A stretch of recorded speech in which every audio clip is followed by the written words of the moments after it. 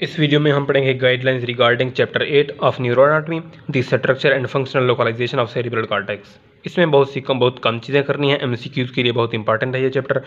सबसे पहला जो क्वेश्चन है ये है कौन से सेल्स प्रेजेंट हैं सेरिब्रल कॉर्टेक्स में। तो ये 5 टाइप्स हैं सेल की। ये हैं पायरामिडल सेल्स, ये एक क्वेश्चन बनता है। Pyramidal cells, stellate cells, fusiform cells, horizontal cells of Cajal and cells of Martinotti. ये बहुत इंपॉर्टेंट सेल्स हैं। ये नर्व सेल्स हैं, ये प्रेजेंट है। फिर इनकी ये डिस्क्रिप्शन दी गई है। नेक्स्ट आता है इसकी लेयर्स कितनी हैं। इसकी 6 लेयर्स हैं सेरिब्रल कॉर्टेक्स की। लेयर्स के नाम क्या हैं, वो ये लेयर्स हैं।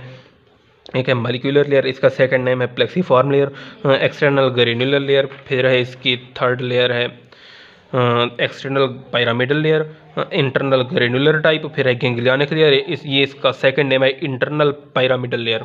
बहुत इंपॉर्टेंट है ये name. And multiform layer of polymorphic cells. ये 6 लेयर हैं। फिर इन 6 लेयर्स की कैटेगरी है कि ग्रेन्युलर टाइप कौन सी है इसमें, और फिर ए ग्रेन्युलर टाइप कौन सी है इस लेयर में। ये भी क्वेश्चन है। अब ये टेबल बहुत इंपॉर्टेंट है। ये कनेक्शंस हैं, main anatomical connections of the cerebral cortex. ये सोमैटोसेंसरी है। ये इसका ओरिजिन है ventral posterior lateral and ventral posterior medial nucleus of thalamus.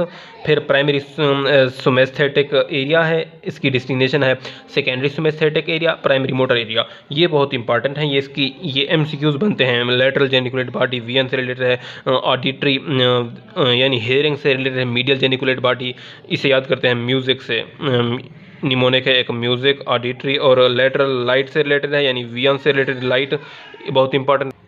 अब इस चैप्टर में जो इंपॉर्टेंट डायग्राम है वो दो हैं, बहुत इंपॉर्टेंट है ये डायग्राम। एक है functional localization of cerebral cortex, ये 2 डायग्राम है।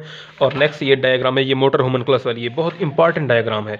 इसके अलावा ये भी डायग्राम बहुत इंपॉर्टेंट है। यहाँ पर डिफरेंट जो लोब हैं वहाँ पर लोकलाइजेशन है फंक्शन की, कि इस एरिया का क्या फंक्शन है। जैसे ब्रॉडमैन एरिया 44, 45, इसका जो फंक्शन है वो है मोटर स्पीच। इसको कहते हैं एरिया ऑफ ब्रोकाज एरिया इसके कहते हैं। इसलिए यहाँ पर फ्रंटल आई फील्ड, ये पेरीमोटर एरिया। ये इंपॉर्टेंट 3, 1, 2, ये है प्राइमरी सोमेस्थेटिक एरिया, बहुत इंपॉर्टेंट है। प्राइमरी मोटर एरिया है 4, ये बहुत इंपॉर्टेंट एरियाज हैं। अब ये ब्रोकाज एरिया, ब्रॉडमैन एरिया जितने भी हैं ये बहुत इंपॉर्टेंट है इनकी। इसके अलावा इनकी जो नेमिंग है वो भी बहुत इंपॉर्टेंट है। जैसे इस टेबल में भी दिया गया है Brodmann area 28, secondary olfactory area इसको कहते हैं, secondary auditory area Brodmann area 22, secondary visual area Brodmann area 18 and 19, ये बहुत इंपॉर्टेंट है। ये posterior central gyrus Brodmann area 43, ये भी इंपॉर्टेंट है। अब ये प्रेजेंटेशन है motor homunculus on the pre central gyrus. Pre central gyrus पर ये है मोटर होम्यूनकुलस। ये मोटर होम्यूनकुलस क्या है, यहाँ पर ये जैसे ये फेस है, अब ये हैंड है, फिंगर्स हैं, इसी तरह ये है ट्रंक, यहाँ पर ये लेग्स हैं, ये फुट है, foot leg trunk arm hand. ये है प्री सेंट्रल कॉर्टेक्स पर बॉडी पार्ट्स की रिप्रेजेंटेशन। ये जिस तरह ये साइज़ है इनका यहाँ पर, उसी तरह इनकी यहाँ पर सेंसेशन, ये फंक्शन भी इसी तरह है। ये इस तरह इतना ज़्यादा इसकी स्टिमुलेशन होती है यहाँ पर। अब ये सारे मोटर एरियाज़ हैं। तो यहाँ पर ये जो फेस है, यहाँ पर ये एरिया मोटर एरिया फेस की जो मूवमेंट कराता है, फेस के मसल्स की मूवमेंट कराता है। ये टंग के मसल्स की मूवमेंट कराता है, ये टंग की है। और ये फेरिंग्स और लेरिंग्स के मसल्स की मूवमेंट कराता है। थंब की मूवमेंट होगी यहाँ पर इस एरिया की इनर्वेशन से। ये बहुत इंपॉर्टेंट है। इसी तरह ये मोटर होम्यूनकुलस वेरी वेरी इंपॉर्टेंट है। यहाँ न्यूरो एनाटॉमी में भी और न्यूरोफिजियोलॉजी में भी ये बहुत इंपॉर्टेंट है।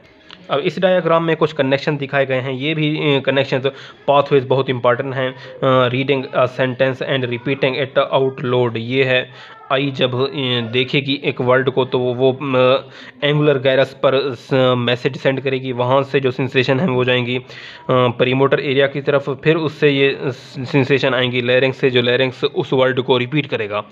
तो ये है एक कनेक्शन बहुत से सिस्टम के दरमियान जो एरियाज़ हैं, सारे एरियाज़ के दरमियान ये एक कनेक्शन है। उससे एक फिर वो एक वर्ड की रिपीटिशन होती है एक साउंड की सूरत में। लास्ट चीज़ जो इंपॉर्टेंट है इस चैप्टर में वो है डोमिनेंट हेमिस्फीयर और non dominant hemisphere.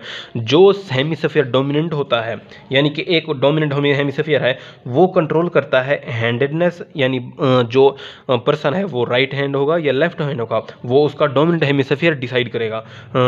Handedness, language, speech, behaviour, ये डिसाइड करता है डोमिनेंट हेमिस्फीयर। और जो नॉन डोमिनेंट हेमिस्फीयर है वो डिसाइड करता है एक फेस को रिकॉग्नाइज करना और एक म्यूजिक को रिकॉग्नाइज करना, ये काम होता है नॉन डोमिनेंट हेमिस्फीयर का। अब सपोज एक पर्सन है एक्स, उसका नेम है एक्स। अब ये एक एक्स इंडिविजुअल है, तो उसका जो डोमिनेंट हेमिस्फीयर है वो है लेफ्ट डोमिनेंट हेमिस्फीयर। अब जो लेफ्ट डोमिनेंट हेमिस्फीयर है वो कंट्रोल करता है opposite limb of the body को, यानी जो बंदा है एक्स है उसका जो लेफ्ट हेमिस्फीयर डोमिनेंट है, तो वो बंदा है, वो पर्सन है राइट हैंडेड।